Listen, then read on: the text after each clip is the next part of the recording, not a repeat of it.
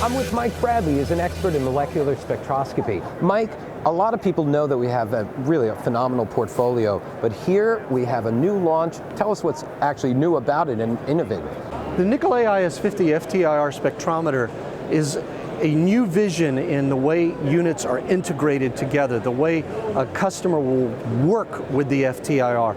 If you'll notice at the top of the instrument, you'll see these buttons, these large blue buttons that light up. A simple press of that blue button allows the customer to change from one sampling station to another without having to go through a thinking process of, do I have the right optics installed? Do I have the right source selected?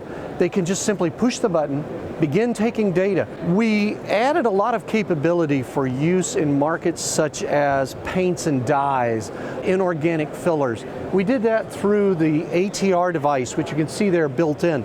The Raman module, which is sitting in the main sample compartment at about half the cost of existing products like it, gives them the capability to look at, say, pharmaceuticals, white materials, things like that.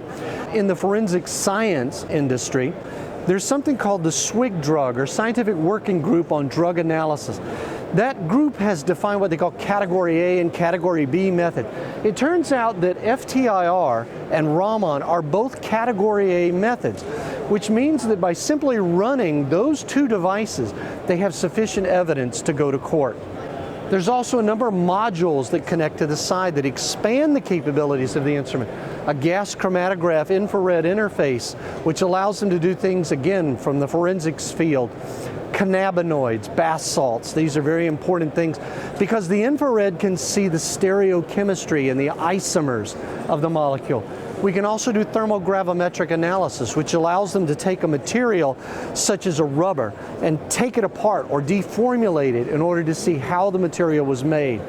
We wrote a new software routine that allows them to actually, with a single key click, take that sample apart. So this is the way we really tried to impact not just what they could do, but the way they would do it. The analysis for that deformulation experiment previously would take a customer like 45 minutes. Working with a customer in Singapore, I did 5 analyses in less than 15 minutes because I was able to just go one right after another.